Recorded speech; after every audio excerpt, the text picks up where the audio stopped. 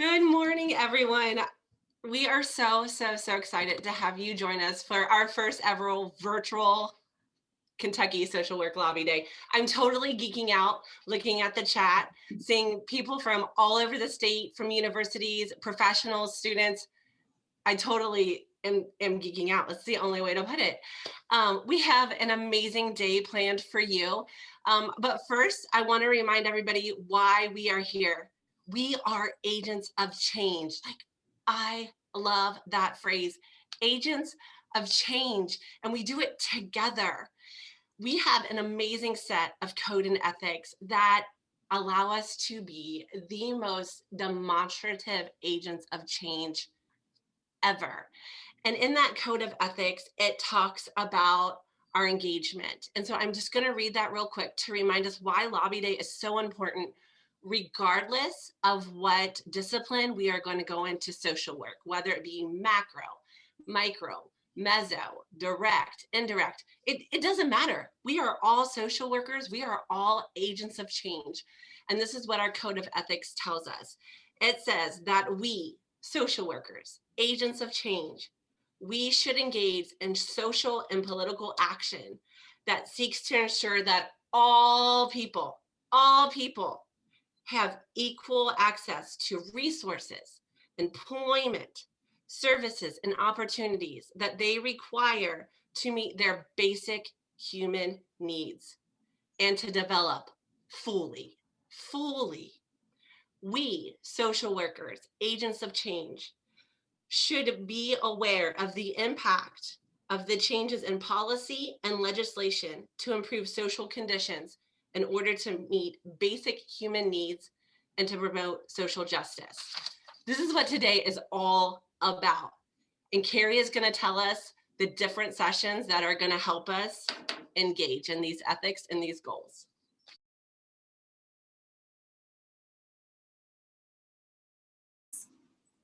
So let's get our day started. We have worked so hard to put together an incredible day for us all to join together this morning.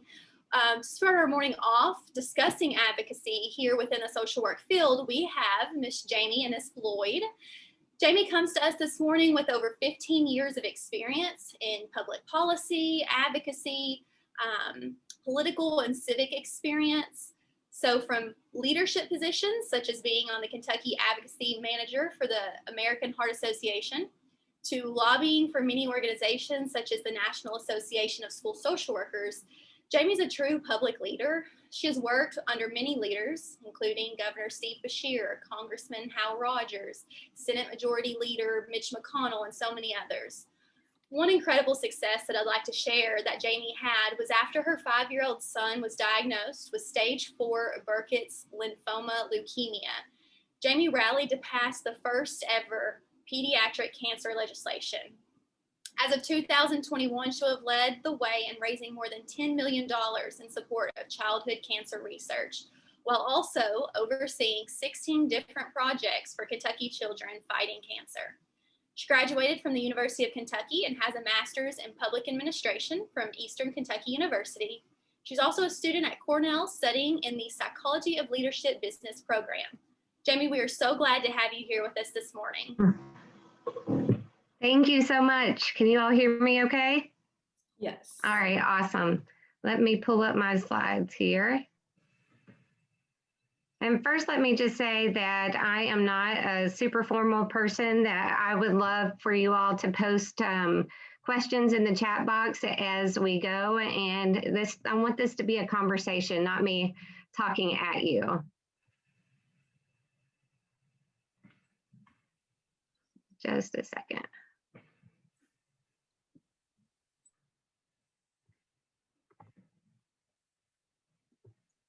I want to try to share my screen, or let's see if we can get this going here. This is the fun part of Zoom, right? Jamie, is that for the video? No. I can make you co-host, and then you should be able to share your screen. Okay, now here we go. All right, I'm set now. So thank you all for allowing me to be here today. I feel very privileged to be in this position and profession. I love being a lobbyist, although I prefer to call myself an advocate. I like to say I don't represent clients, I represent causes. As she said, my son is a childhood cancer survivor. And so when you're faced with that type of situation, become very aware of time. And so I decided that when I was able to go back to work, I would only lobby or advocate for things that I personally felt very passionate about. And so I try to operate from a place of authenticity and compassion and passion for everything that I do. And so I'm very, very grateful and proud to represent the Kentucky Association of School Social Workers and Kentucky Association for Psychology in the Schools. So I like to say that I don't represent clients, I represent causes.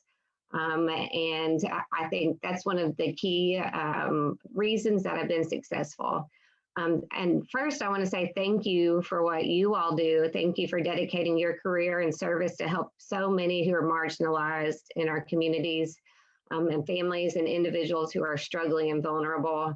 I actually got associated with school social workers and social workers when my son that was diagnosed tried to go back to elementary school. He missed his whole first year, or his whole year of kindergarten, and then went to Garden Springs Elementary for his first grade year.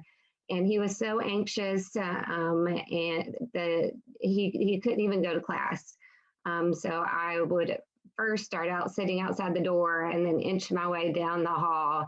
And he missed more than 60 days of school. And the only reason that he was able to be reintegrated and to have a successful year is because of our school social worker. And so I'm just so thankful for what you all do in your different lines of work, and appreciate the opportunity to be here. I wanted to show a photo. Let's see if I can do this. Technology is not my friend usually. Can you pull up the picture that I sent to you, Carrie? Yeah, I am not Okay. sure that I got a picture. I know that I got the link. Let me see if I have it. Okay.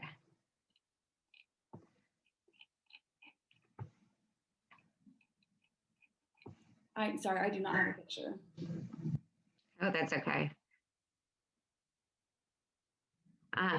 I wanted to show a picture of my family, but that's okay. So there was a question about how I became a lobbyist, and I wanted to talk about that first because I think maybe people wonder, how do you become a professional advocate, or what's the pathway? Really, I started at a very early age. My mother was vice mayor of Campbellsville. I saw some people from Campbellsville logged in, so shout out to you all at Campbellsville University. My mom was Dean of Education at Campbellsville, and I grew up in Campbellsville, so a special hello to you all. I became a lobbyist. I first started out going door to door with my mom, and then I watched a debate on TV in middle school and just got so fired up and passionate about one of the candidates and disagreeing with their position. And so I wrote a letter to them and ended up being contacted to speak for this particular candidate in middle school. And then I just kind of got the political bug. I started just volunteering for free, going door to door.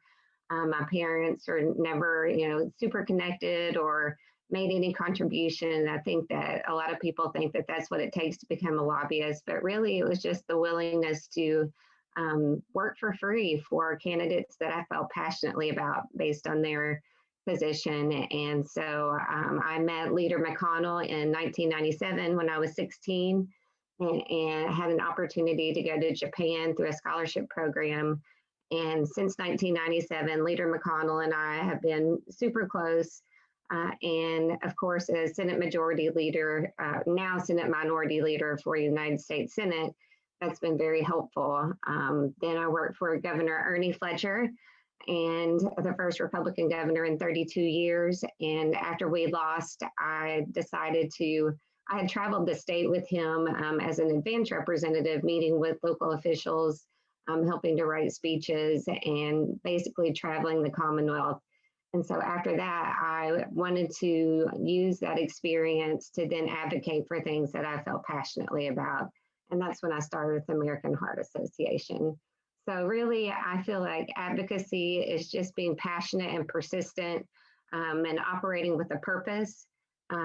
There's no magical formula. It's all about relationship building, and anyone can do it truly. And so I feel like I'm very blessed to be able to do what I do. I work very closely with Babbage Co-founder as a partner with their firm, and operate independently as well. So I hope that that helps to answer that question. And I would love to talk to anyone more about it that would like to talk about how to become a lobbyist, because it truly is an extremely rewarding career. And now, even in the digital age, we've all had to pivot, just like you all have, to figure out how we contact legislators, how we can be effective in a digital virtual world. Let's see. So today, I hope that you feel more equipped at the end of this, and I'm happy to answer any questions. So when my son was diagnosed, I was off work for quite some time, and I specifically remember the day that I just didn't know what to do, and I wanted to go back to work, but I wasn't sure. And I came across something on Pinterest, actually, and it was an acronym for FEAR. You might have heard this before. So it stands for Forget Everything and Run, or Face Everything and Rise. And so I decided that I would use our Pain for a Purpose and Face Everything and Rise. And I think that that really showed me the power of a personal story. And that's what I think you all can do to be successful as advocates. So what to expect today? What is advocacy? We're going to talk more about that in detail. And then I really thought that having a history of advocacy is important to talk about where we're going in the future. You first have to understand where we've been. And so I want to throw it to Lori Vogel, that's president of the Kentucky Association of School Social Workers, to give a brief history of advocacy.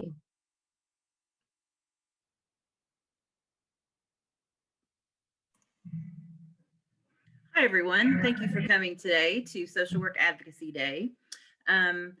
Lobby Day started about 5 years ago with NASW and about 40 people in the rotunda. Over the past 5 years, it has grown into a really big deal. As you can see, we have 225 people on here right now, which is significantly larger than the 40 that we first started with. Today we have instead of one organization representing here, NASW, we have 6, and we have 21 schools of social work that are here today. So this situation, or this event has significantly grown over the past 5 years. As a social worker, Lobby Day inspired me to find my advocacy. As the president of the Kentucky Association for School Social Work, I realized that we really had no presence in Frankfort, and we had a lot of work to do. And so in conjunction with Jamie, kind of helping us understand, why advocating is important and what the pieces of it are, we were able to make up for some of that lost ground. Senate Bill 1 had just been passed, and I don't know if many of you know about that, but it was the School Safety and Resiliency Act. And it completely left social workers out of school-based mental health, which was very concerning for us. Social workers and schools were going to be fighting for their jobs because we were not included in any kind of funding. So that day in the rotunda, that fight kind of started. Over the next year, we mobilized, we held Advocacy 101 trainings for our members. We met with key lawmakers over the summer, and we testified in front of the House and Senate education committees to help them understand what social workers do. So we really had to advocate for our profession, because we knew that that was what was best for kids. In the end, Senate Bill 8 was passed, which fixed some of these problems, and we were included as school-based mental health service providers. which was really exciting to see our advocacy helping it see action, that we got action from that. And it was exciting because it really worked. It was really fun to work bipartisan. We worked across the aisle. We met people, concerned lawmakers from both parties. And it was really refreshing to see that advocacy does work. So thanks again for letting me speak for just a moment. And Jamie, I'll send it back to you. Yes, thank you so much, Lori. It's been so much fun working with you. I also wanted to reference last year we passed Senate Bill 42. I don't know if you all are familiar with that. It was great to be able to collaborate with the school counselors, school psychology, or Kentucky Association of Psychology in the Schools, and then the school social workers testifying all at the same time for a suicide prevention bill that Lori really had a vision about, to put suicide prevention hotline numbers on all the school backpack tags, as well as some other very critical information that students could access in times of crisis. So advocacy does work, and I was so thankful to be a part of that. So I'm obsessed with Simon Sinek and his TED Talk. I don't know if you all are familiar with it, but he talks about the golden circle. And in short, what he says is that when we operate from our why instead of what, we are infinitely more impactful, because authenticity is so valued in our society. So the first lesson I want to tell you is to make it personal. Think about your personal experience. Think about people that you've helped, children that you've helped, and then focus your conversation with legislators on those stories.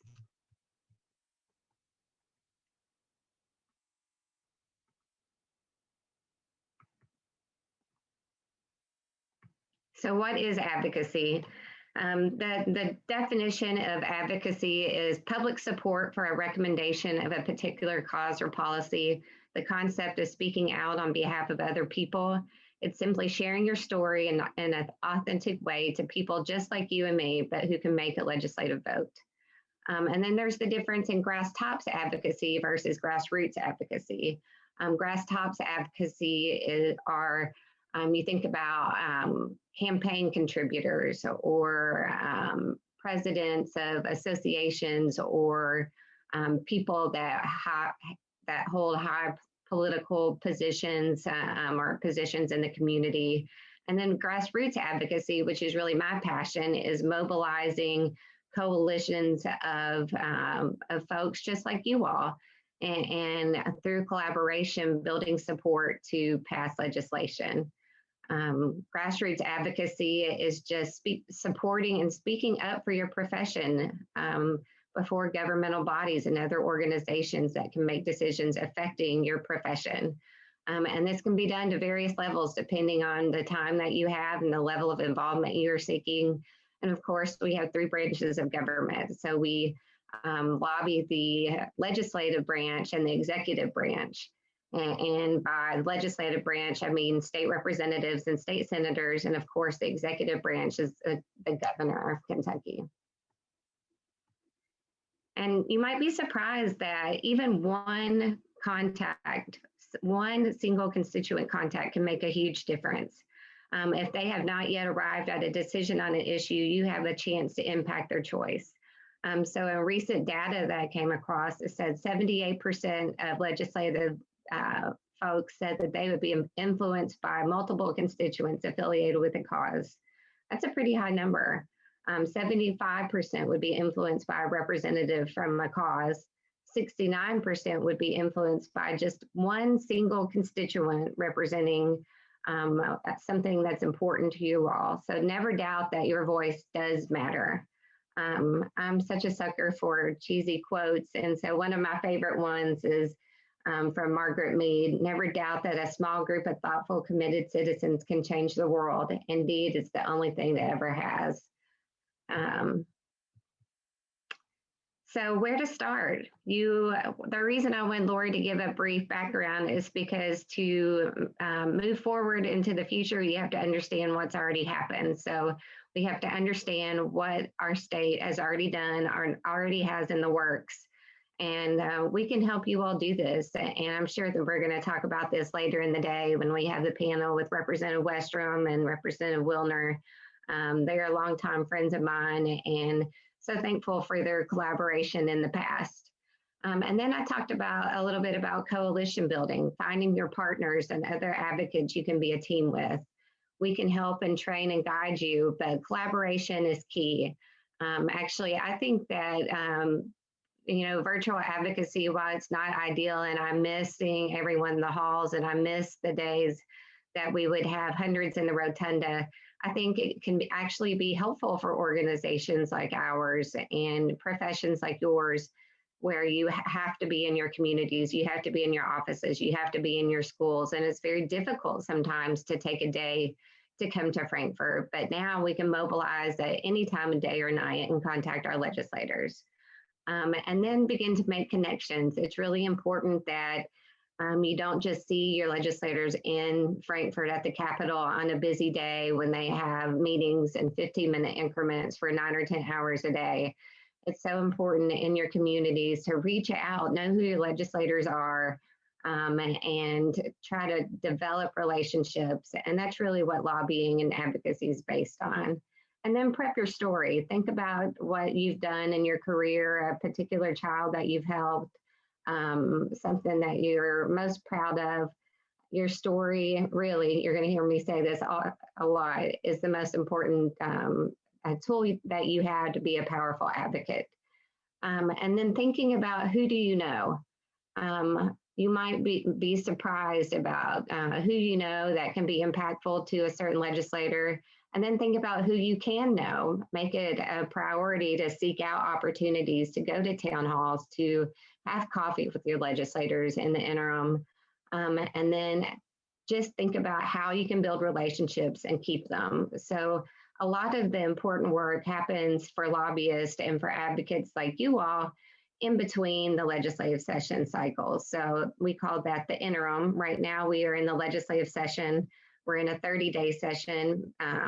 We should not be dealing with the budget this time, but last year, because of COVID, they only passed a one-year budget, and now we're back for a 30-day session that ends at the end of March to have another budget session. So it's been a very different year for advocacy, but it's still so important to be engaged and involved. So even though I'm emphasizing using your story to create change, I want to just tell you that it's important to be concise. As I said before, most times legislators will have meetings in 15-minute increments all day, and every 15 minutes, 15 to 30 minutes, a group will come in with a different cause or a different story or a different ask. So we have to develop and practice to have a concise and impactful story. And then make sure you share your connection as to why you chose this line of work. Use facts and figures to back up what you're saying. I know in my childhood cancer advocacy, it's very easy for me to tell an emotional and authentic story. But then at the same time, it's important to have data so that we're not just asking based on emotion. And then think about what motivates you. Why do you want to advocate for your profession? Be persuasive and make sure that you're ready to tell them why you're asking them to do what you're asking. And so before we talk about advocacy in the digital age, I wanted to show this video. It is really one of my favorite videos, and you'll see why this is so important in terms of tips that we'll discuss for advocacy in the in the virtual age. So if you could play that video now, that would be great.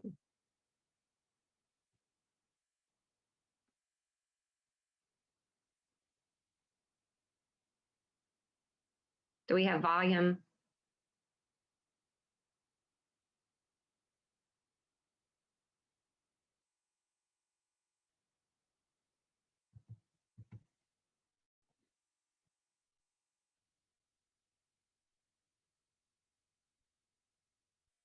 Can we try again? Shifting sands in the region. Are you guys able There we go. Sorry, is that better? Okay, there we go. Okay, sorry. Let me go ahead and get it going. That's okay. Scandals happen all the time. The question is, how do democracies respond to those scandals? And what will it mean for the region? I think one of your children has just walked in. I mean, shifting sands in the region. Do you think relations with the North may change? I would be surprised if they do. Pardon me. My apologies. The region. My apologies. North Korea. South Korea's policy choices on North Korea have been severely limited. So this is what we don't want to happen, right? We want to be ready and make sure that you're in a spot where you're not going to be interrupted, where you're not going to have pets in the background. And literally when I watched that, I laughed out loud because I could see that happening to me. So that's what we don't want. And meeting tips in a virtual world, there are some similarities, of course, as if we were in person with a legislator. You want to introduce yourself and then identify what group you're from and your credentials. And it's very important to thank the legislator for their time. As I said, they're very busy and we always want to come across as grateful. And then explain why you're here. Share your story and why this is important to you, and then include any relevant facts and figures regarding the issue in the state or region. And then at the end, restate your ask. Advocacy in the virtual age specifically, something that I know I always have to do is when I log into Zoom to change my name.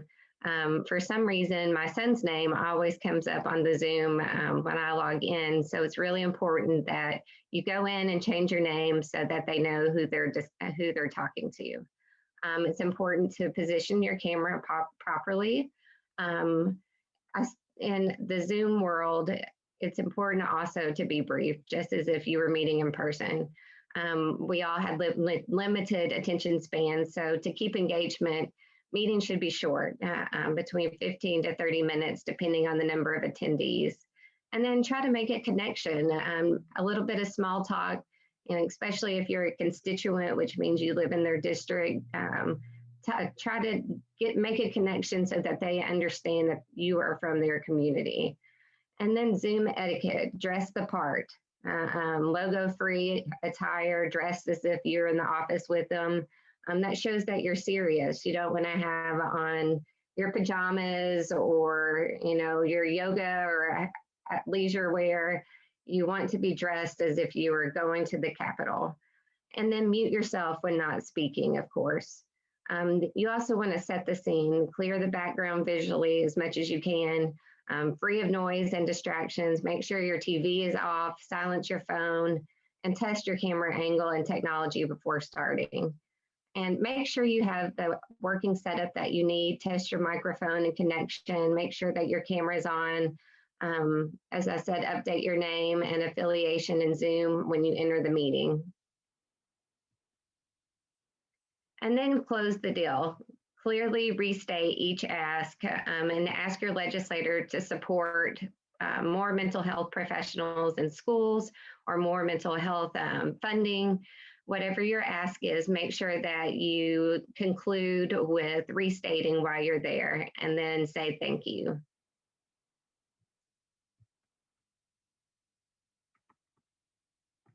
Now, I would like to answer any questions that we have.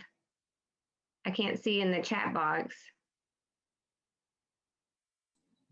Yeah, if anyone has any questions, you guys are able to put them in the chat. So if you have any questions about lobbying or anything for Jamie, you can just go ahead and you can ask those now.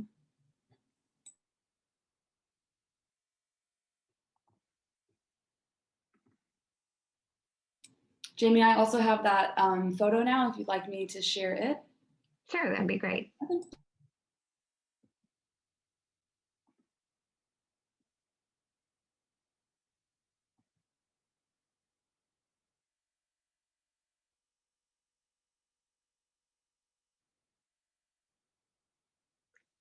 I just like to make it more personal. These are my 3 children, Paxton, my survivor, that's 12, Ansley, that's 10, and Maura, that's 5.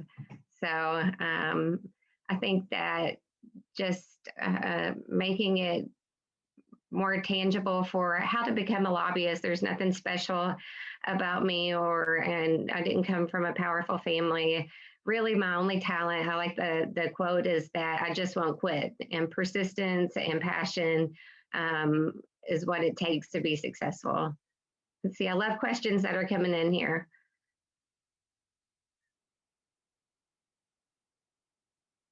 We hear about lobbyists that tend to be more unethical than others. How do you compete with those lobbyists?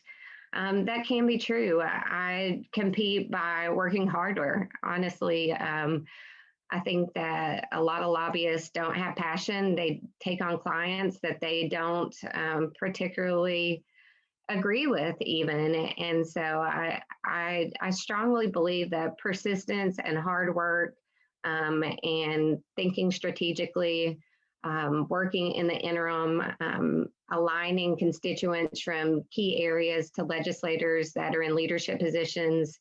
I've traveled across the state. When I was the smoke-free Kentucky grassroots coordinator, we really needed Rocky Atkins. He was majority floor leader in the House of Representatives at the time. We needed his support. And so I drove to Sandy Hook, Kentucky, and went door to door downtown during their tobacco festival when I was trying to pass a smoke-free law, and got signatures of support and built up a grassroots network of support.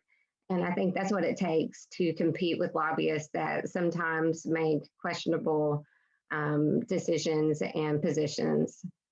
And it sounds cheesy, but it really does work. Persistence is our number one, I think, resource, and authenticity. Let's see. Okay, what's the next question down? So the next one is, how do you stay nonpartisan while advocating? So I've always been a nonpartisan lobbyist. I have more experience in the Republican Party, but I make it very intentional about working across party lines. And I never post about one candidate or another on social media. So I try to be very purposeful about working across party lines. I don't make contributions to any candidate, so that there's no question that I am a bipartisan lobbyist. And whenever I'm building up sponsorship for a piece of legislation, I try to make it equal with an equal number of Republican sponsors and equal number of Democratic co-sponsors. So I think it's just thinking ahead, outreach, and being intentional about it. Let's see. How do you? Oh, sorry, go ahead. Oh, that's okay. Are there any widespread misconceptions that you might share about? I think I would just, I get frustrated, I guess. The connotation around lobbyist maybe is the same as a lawyer, but not all lobbyists are bad. That's why I like to call myself an advocate. But lobbyists really do play an important role in the process of passing legislation.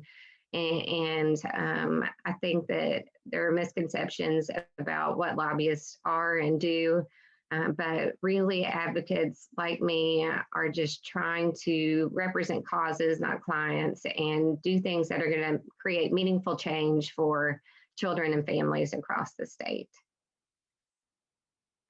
Is there any specific legislation that you would encourage us to look closer at in the current session? Of course, our number one priority this year is the budget. And so we've been having meetings with the governor's office and the cabinet and specific legislators months in advance about raising awareness for the need to have more funding for mental health providers in schools and more funding for social workers in general. Unfortunately, because of COVID and this one-year budget, I think that best case scenario, we remain where we have been in the past. So we're not going to get a decrease in funding, but we're not going to get an increase in funding. It's going to be a continuation budget, and hopefully next year, when it's actually a budget session and the COVID crisis has calmed down a little bit, we will be able to make a stronger push for increase in funding in both of those categories. Is the majority of lobbyist work done for free on a voluntary basis? Yes, the Capitol is always filled with hundreds of advocates that are there for free. And I started working for free. And the way that I started as a lobbyist, I said, let me come work for you until you see that you want to pay me, because I'm going to work so hard that we're going to win. And that's how I became a paid lobbyist initially. So yes, there are hundreds of advocates, and I encourage everyone to be involved. And anyone with very intentional relationship building can become a paid lobbyist. I really believe that. Let's see, there's one up. What are some typical, let's see, hold on just a second. What are some typical responses you get from lobbyists after you meet with them? So other lobbyists or legislators? I think you probably mean legislators. In general, legislators are very kind. Of course, there are people, there are bad apples in every profession, but most of them are very responsive. And I find that they're intentionally vague, which can be very frustrating, but they're normal people just like us. So a typical response, especially if you're a constituent, tends to be more positive.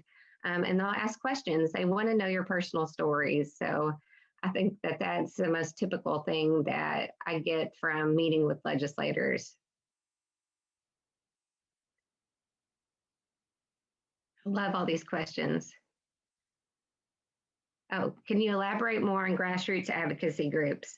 So grassroots advocacy is where there are more people that are not in high level positions. It's people like you and me in communities just working together, building coalitions. So for example, in an issue I'm working on, we work with the Foundation for a Healthy Kentucky, American Heart Association, Kentucky Youth Advocates, and then we have over 500 other organizations like the Kentucky Medical Association.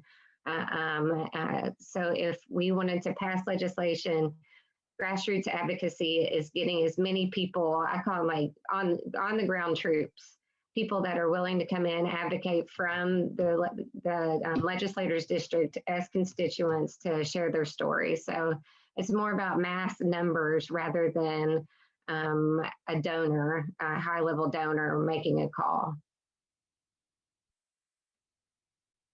Who exactly pays you when you become a paid lobbyist? So when you become a paid lobbyist, it's like for me, I lobby for associations, typically nonprofit organizations.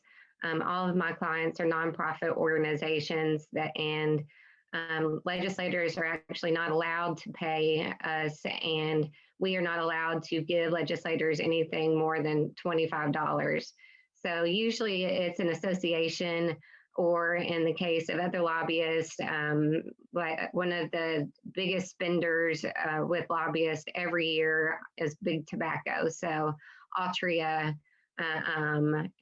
is a huge client of a lobbyist that I know. So they pay that lobbyist to try to oppose any type of tobacco legislation. And so that's who would pay that lobbyist. So interest groups like that. And then there are the nonprofit lobbyists like me that work for associations, which I love. Let's see. And try to scroll down here.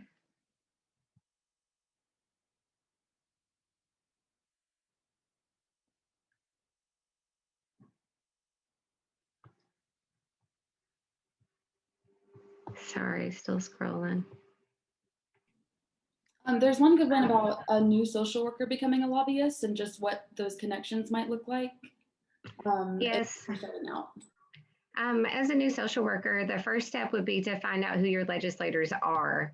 And so let's see, let me pull up the website.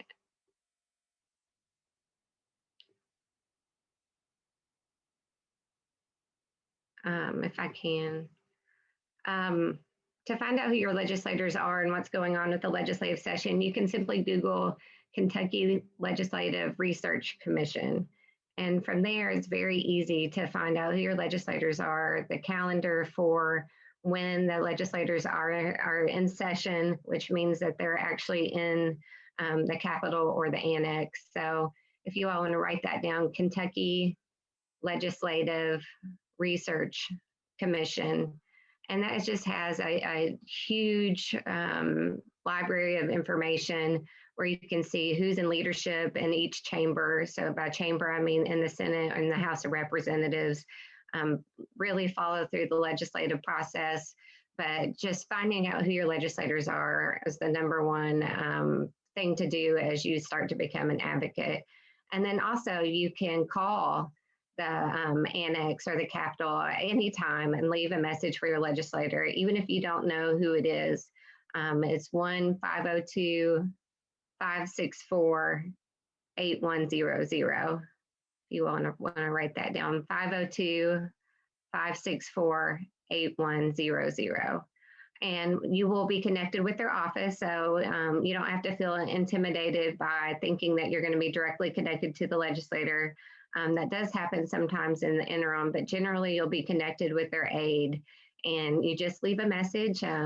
There's a pink slip that they then collect and it's pretty old school actually. And then they make a pile of those for people, constituents that support the issue and then those that oppose. And that's how they determine how they vote a lot of times. So I encourage you all to call that number today, even after you finish your sessions, and share with them, raise awareness so that we can improve outcomes in this legislative cycle and in future legislative cycles. Let's see, how do you determine what to include in your story to keep from becoming too emotional or losing the legislator's attention? I think emotion is a great, I guess I would say, tool. I never hesitate to be emotional. I think that I've said this word, I think at least 10 times, being authentic is so important, and showing emotion is a natural part of advocating for something that you feel strongly about. So I feel like being emotional is not detrimental. I feel like it's actually helpful for them to see how passionate that you are about a particular issue. So that's a bad question for me, because whenever I advocate, I'm very emotional. And I feel like if I'm not emotional about the issue, then I shouldn't be advocating for it, because it's something that means something so much to me. And we have time for just one more question. So the one I see is, what does social worker need to work within groups that fit in their ethical values and beliefs? Let's see. A social worker wouldn't need to work within groups that, yes, I think that's an important distinction to make. Of course, we want to work with other organizations that share similar beliefs and values, and then build upon those shared commonalities to progress and to make sure that you're successful. And you always want to work with people that share the same values as you, and that helps with the grassroots advocacy and building up the groundswell of support to pass legislation. So yes, absolutely. And understanding, I think, just the rules of lobbying, and basically that you can give them gifts. You can give them awards though. So that's a tool that we have.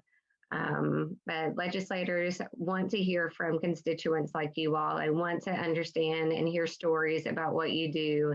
And the more often you can share your story, not only during the legislative session, but during the interim, the more successful that we're going to be collectively. So thank you all for allowing me to speak today. I really appreciate it. I really do value so much about what you do, and I appreciate your interest in advocacy, and hope to see you all in person next year in the Rotunda when we can all be back together and advocate for the cause that we feel so passionately about. So thank you all.